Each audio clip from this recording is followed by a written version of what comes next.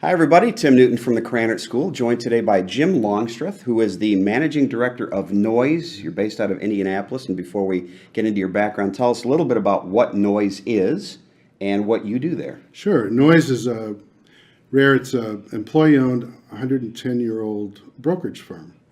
And there aren't very many of those around. Most of them have changed names, been acquired, and owned by big companies. But all of the capital in the firm come from the employees. And we are a full-service brokerage firm, which means we invest money for chiefly people. Some companies we invest money for. And we have an investment banking unit, too, that does some mergers and acquisitions business.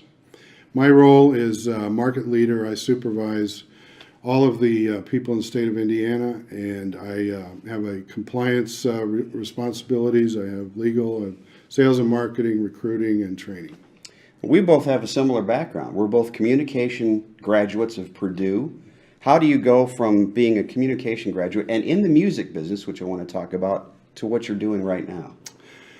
I was on the student concert committee, the chairman of the committee for a couple of years, but on it longer than that while at Purdue, and found that to be tremendously interesting, and studied every part of the entertainment business, both recorded and live entertainment, and parlayed my position at Purdue on the student concert committee into a very low-level job in a talent agency in New York, a mailroom job, and took that as far as I could take it. I became an agent at two of the, in those days there were three major agencies, so I worked as an agent in two different agencies with an interim piece of running a Broadway theater on 44th Street between Broadway and 6th, and that was quite a bit of fun, and then transitioned to Wall Street as the runway.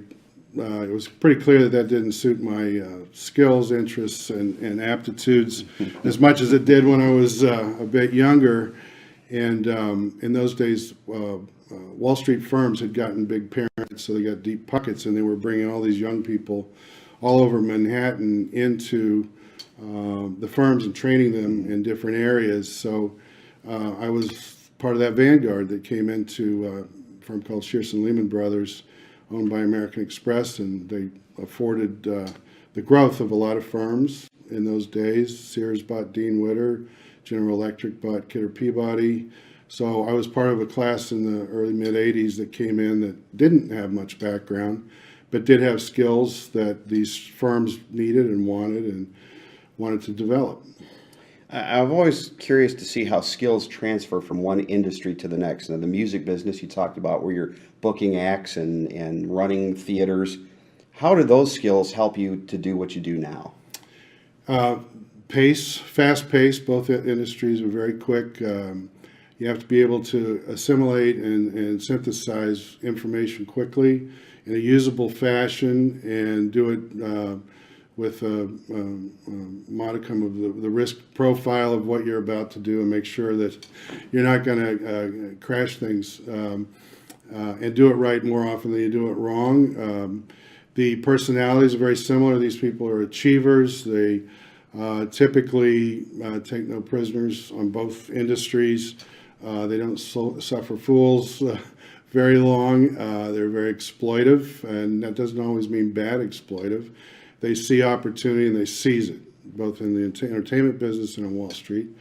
If we see a disparity of value, we rush to capitalize on that disparity of value, whether it's a security or whether it's an up-and-coming band that you want to buy in your market cheaply that you know is going to be a top act.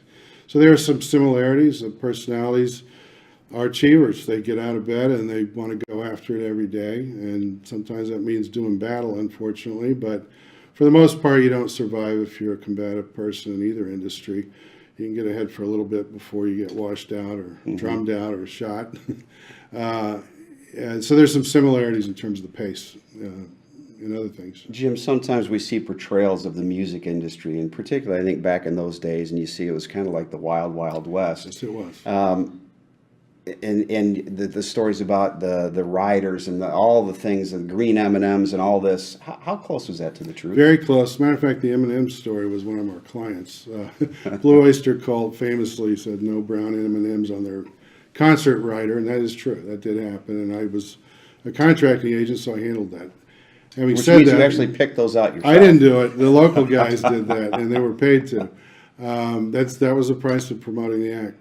I would say that yes, it was the Wild Wild West. It was one of the things that really turned me off about the music business was that there was no traction. It wasn't because you could work harder at that time or be a little smarter or more prepared or have some insight onto some innovation. It was who you knew, how you wore your hair. Heaven forbid, there was a lot of substance abuse, and I'm a kid from the west side of Indianapolis and a Purdue grad, and I didn't want any part of that, which kind of made me a square. But I was effective. But at you're what I still did, here. and I'm still here. And some of those, I kind of two bosses that are no longer here. And one of them overdosed, and there are a lot of stories like that. And tragically, that there were some very talented people that at that time there was not much discipline in the workplace, or none. And it started at the top. Some of these folks were making a lot of money, and unfortunately, addictive behaviors and bipolar behavior, is endemic in the entertainment. Doesn't matter what culture or what country you're in. They see the world differently, and if they've survived, you know their names, and if they didn't, you don't. They don't. We don't remember them. But it was not a business-like setting, and that was one of the things that appealed to me about Wall Street. Is it was if you work hard and you do your homework and you apply yourself and you are in the right place, you can achieve and get ahead and better yourself and evolve. And in the music business at that time, it wasn't like that. Back to what you do now, what's the biggest challenge that faces your industry today? The biggest challenge is talent. For a number of reasons, there aren't a lot of people attracted to financial advisory and also investment.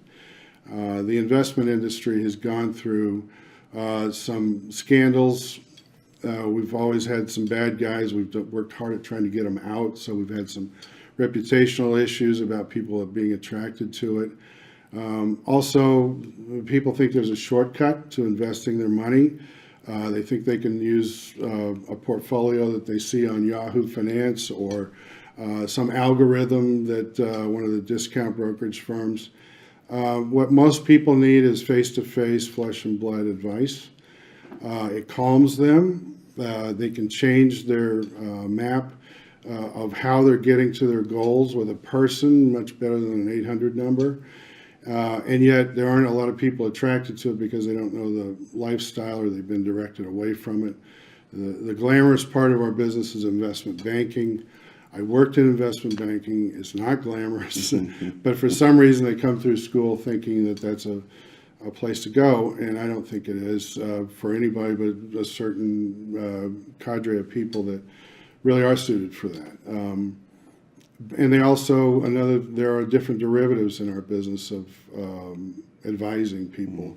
There are business advisors, there are accounting advisors, but as far as personal financial wealth, household wealth formation and preservation and continuity, we need talented people. That's the biggest challenge, is attracting new people, mid-career, middle-age, early career. We need more females in the business. They make better brokers and advisors. I use the old parlance of broker. They're just better at it than men are. Whenever I interview women, I try to impress upon this: we need you in this business. You're better at this than these guys that are sitting around me. And I think they get it. Once they get a taste of it, they see, I am pretty empathetic. I am good at this. I do listen well. I am patient. And those are a lot of things that the stockbrokers that I used to be one that I grew up with, are just not good at. You're here to talk to students today. Basically, what's your message for them? Because of where they are in their life and career, is to, in their 20s, take career risk, educated career risk. That's okay. As a person that interviews a lot of young people and people later on in life, when I look at a career chronology or a resume or any kind of a work history, I have no problem with changes in their 20s. I just want to know what the logic is, what the thread is of why did you make that. And if it makes sense to me, then I start to get a great grasp of who this person is and how they make decisions in their professional and personal life, which is going to help me onboard them and develop them as a talent on my staff. And I think that's probably the best message is it's okay to have a dead-end job. It's okay to leave a job if your boss is not a nice person. It's okay to join a company that you didn't know was flimsy and not succeeding because you didn't know. They're not going to let you know or you wouldn't go work there. What it's not okay is to stay in a job that you're not suited for and fail in that and just fizzle out. It's not okay to not do your homework about the company that you're pursuing. It's not okay to not pursue companies that you think you'd really like to work with and just find a way in, go in through the basement window. All these firms have these defense mechanisms to knock people down, and there are other ways to get in and network. It's really important, just flesh and blood, to talk to people that might make a decision or refer you within that firm to decision makers. That's a long-winded answer. That's great, and we really appreciate you coming back on campus today to take the time to talk to the Boiler students. up. I love being here. And all of a sudden, I have a real craving for M&Ms, even the brown ones. There are a lot more of them. There are a lot more of them now. For Jim Longstreth, I'm Tim Newton.